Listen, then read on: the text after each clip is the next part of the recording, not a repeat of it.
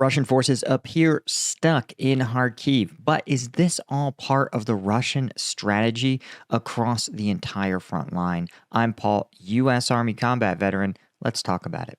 Okay, so taking a look at the control map, the couple of things to know, as we've talked about, Russian forces pretty stuck in this like Vovchansk offensive. You can see them kind of moving and occupying the remainder of this small hamlet of Burutakvatka. But this is, again, something that's probably a strategic choice by the Ukrainians. As we've talked about, the Donetsk River is a great boundary and barrier to use, and there's not really much of a reason to fight to hold this hamlet with the river at your back when you're better off crossing the river and forcing the Russians to engage in a dangerous river crossing under fire. In the rest of the front line, though, you can see very little has changed. Russian forces unable to cross this small creek here. And of course, the fighting in Vovchansk is it's somewhat evolving, but Russian forces, again, are contained in the northern part of the city. And as we've talked about, I won't be shocked if they end up seizing the city in that slow, attritional way that Russian forces do, but it's not going to expand into some kind of larger, deeper offensive. You can see here that while Russian forces are trying to contest a larger open area here, it's still very much contested, and it involves Russian forces crossing open ground, something that frankly tends to go really badly for them.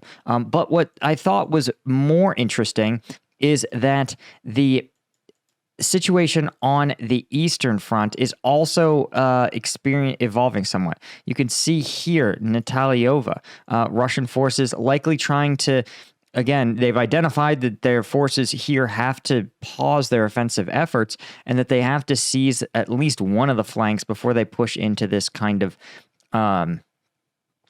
this sort of two-lake formation here.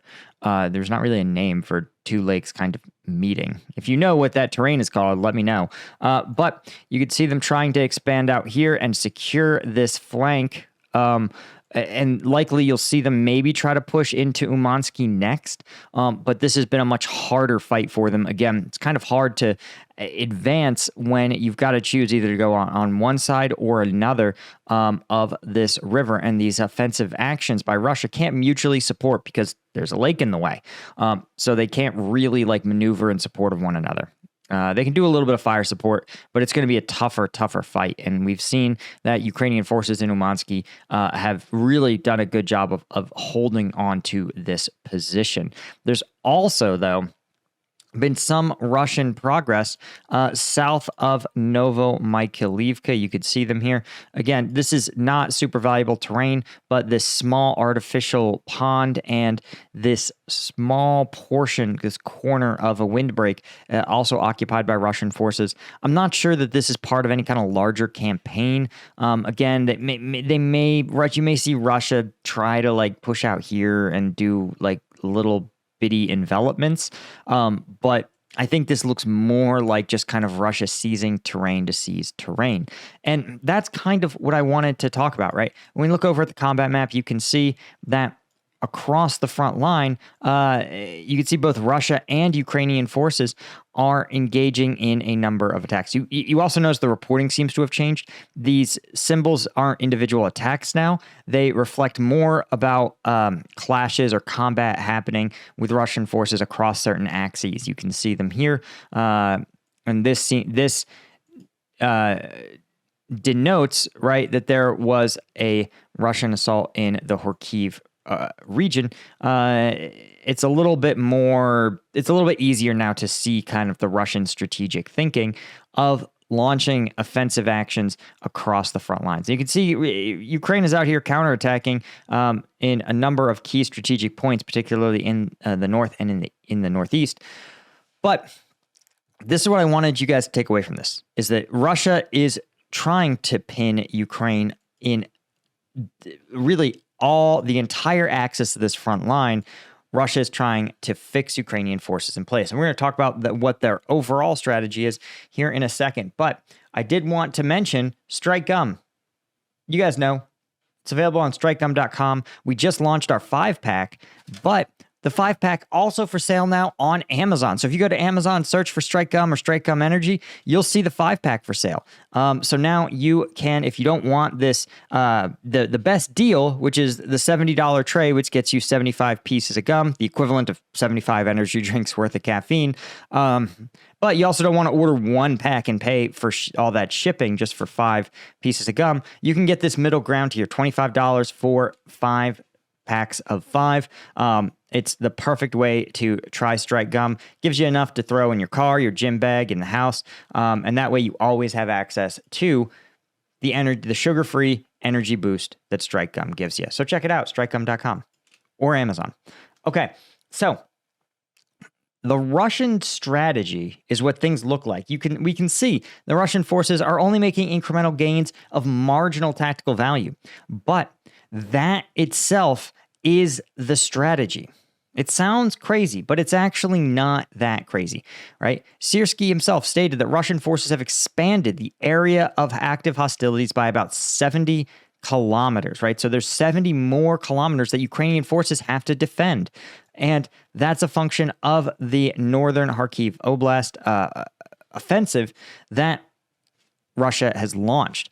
And so what they do is that Russia's trying to force Ukraine to commit many of its reserve brigades to the front lines. Those reserves are normally held, well, in reserve to stabilize breakthroughs or to provide relief for Ukrainian units. So the idea of Russia is that simply they want to force Ukraine to fight all over the front. Now, by tying down all Ukrainian units, their goal is not to stage a tactical breakthrough. I think even they realize they cannot make that happen, right?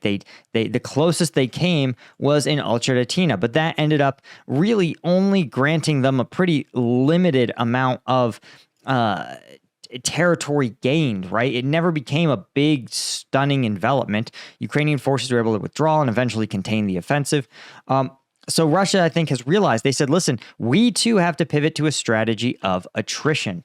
And what we're going to do is simply just like if your goal was to sand down a piece of wood, right? The larger the area of contact with the sander, the faster the wood gets ground down. That is Russia's basic strategy. They're like, listen, we want to use the largest piece of sandpaper possible to sand down the Ukrainian forces. That's why they're opening this Kharkiv Oblast, or I think they opened it because they really thought they could take Kharkiv. But it seems more like they are now saying, oh, this is about attrition. This is about forcing another Ukrainian brigades to fight in yet another front line, right? You could see Ukrainians have to hold the region around Krinky. They have to hold Zaporizhzhia. They have to hold Donetsk, Luhansk Oblast, all the way up here, and now Kharkiv Oblast. So the idea is that Russia is simply going to try to win this war of attrition, continually put it, because it has more troops, it has more forces, and it believes it can ramp up its defense industrial base so that it will have not just more troops, but more material as well. And it's simply going to increase the rate of contact and the rate of attrition until the Ukrainians don't lose on the battlefield because of territorial losses. Russia's strategy is simply to cause Ukraine to lose because they do not have the manpower to replace their losses. So now it seems like both sides are accepting a version of win by attrition. Anyway, guys, that is all I had for today. If you want, check us out, combatfitnews.com. Thanks to the Colonel tier members. Thanks to the Lieutenant tier members. Could not do this without you guys. Appreciate you so much. Be sure to like the video, and I'll see you guys in the next one. Cheers.